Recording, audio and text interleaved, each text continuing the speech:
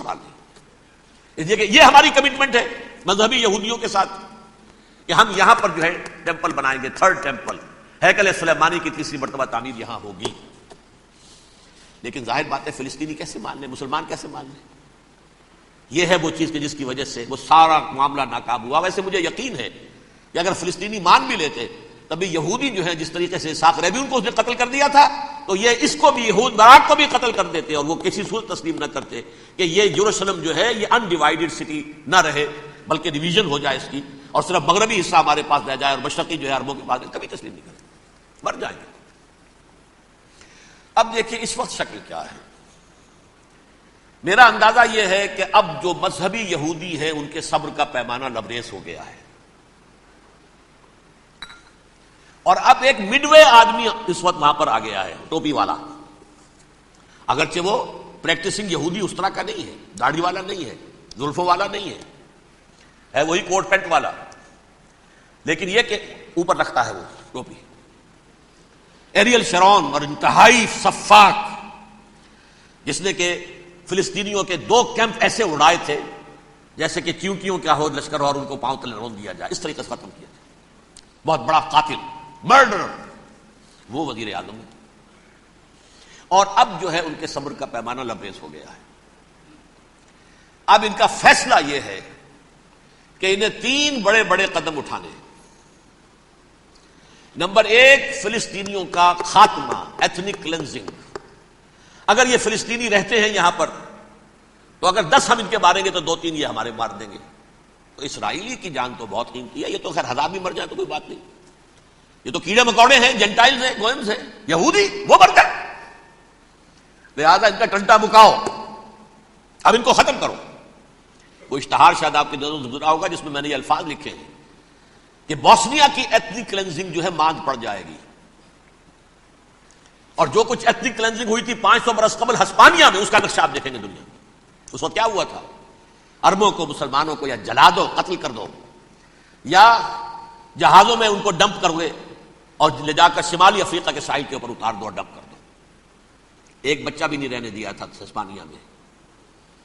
1492 میں سقوط غرناطہ ہوا ہے اور اس کے بعد 10 سال کے اندر اندر ایک ایک بچہ مسلمانوں کا ختم کر دیا.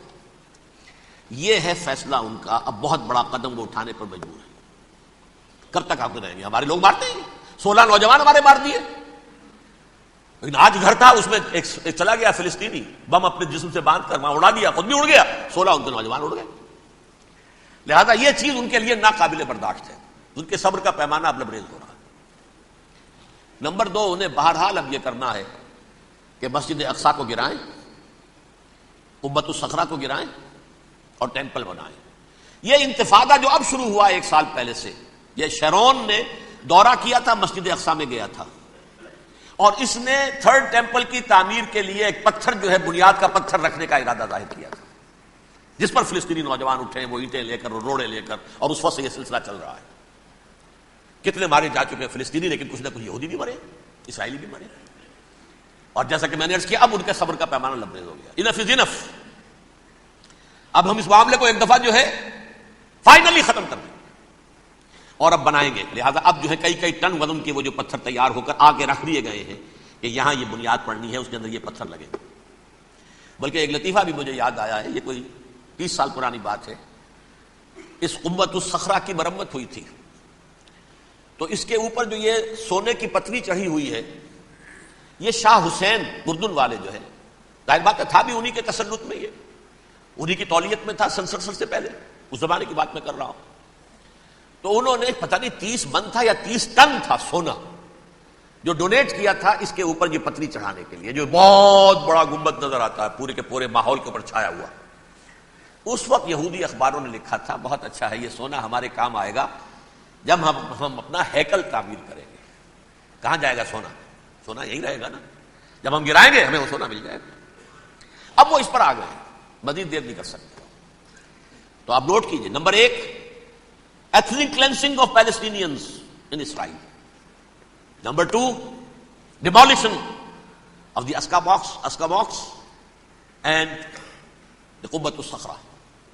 Number 3 امریکہ کو الٹیمیٹم، تم اب اپنے ٹانگ درمیان میں مت اڑاؤ،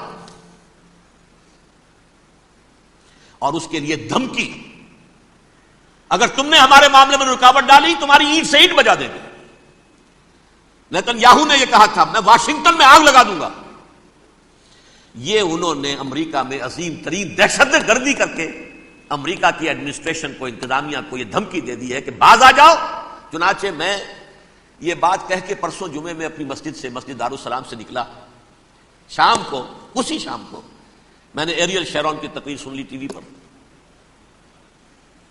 It is not acceptable.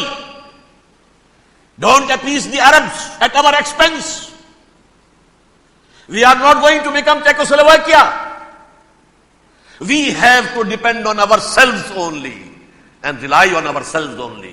کیا مطلب ہے اس کا؟ کس کو سنا رہا ہے؟ امریکہ بہادر، ہم تمہارے محتاج نہیں ہیں، ہم تمہارے ٹکڑے اڑا دیں گے، تیسرے کر دیں گے تمہارے، تم بیچ میں آؤ تو صحیح، ہم اور دیکھ لو ایک نشانی ہم تمہیں دکھا دیتے ہیں۔ مجھے 100% یقین ہے یہ پورا ہسٹوریکل پروسیس، اور جس جگہ یہ پہنچ گیا ہے، جس کریٹیکل پوائنٹ تک یہ پہنچ چکا ہے، یہ جو بھی حملہ ہوا ہے ورلڈ ٹریڈ سینٹر پر اور پینٹاگون پر، یہ اسرائیل کا کام ہے۔ اسرائیل سے کم تر کسی ادارے کے لیے ممکن ہی نہیں، اس لیے کہ اسرائیل کے ایجنٹ امریکہ کے پورے نظام کے اندر جو ہے گھسے ہوئے موجود ہیں، ہر جگہ موجود ہیں۔ جیسے سرطان کا پھوڑا ہوتا ہے پورے جسم میں وہ اپنی جڑیں جما لیتا ہے، ایسا ہے پوری ایڈمنسٹریشن، پوری اکانومی، تمام ذرائع ابلاغ، پرنٹڈ میٹر ہو یا یہ کہ الیکٹرانک میڈیا، سب ان کے قبضے میں، ڈیفنس کا سارا معاملہ ان کے قبضے میں ہے۔ کوئی اور طاقت یہ کر ہی نہیں سکتی۔ امریکہ، اس کے سیکیورٹی کے معاملات تہ در تہ، دائرہ اندر دائرہ، اس دائرے تک 100 میل تک کوئی جہاز آ جائے گا اگر کہیں جو کہ ان آئیڈینٹیفائی ہو تو یہ ہو جائے گا، اس سے آگے آگے تو یہ ہو جائے گا، اس سے آگے، اور وہ آ رہا ہے، چلا آ رہا ہے، پینٹاگون پر آ گیا ہے، اور 1 گھنٹے بعد آیا ہے۔ پہلی سٹرائک جو ہوئی ہے ورلڈ ٹریڈ سینٹر، اس کے 1 گھنٹے کے بعد پینٹاگون پر آ گیا۔ پینٹاگون وہ تو یوں سمجھیے ان کی مملکت کا حساس ترین دفاع کا مرکز، اور اس کا 1/3 حصہ جلا کے راکھ کر دیا انہوں نے۔ یہ دھمکی دی ہے، لیکن اس سے ان کے پیش نظر مقاصد کیا تھے؟ 3۔ اس دہشت گردی کے 3 مقاصد۔ فوراً اس کا رخ موڑ دینا اسامہ اور اس کی القاعدہ کی طرف۔ امریکہ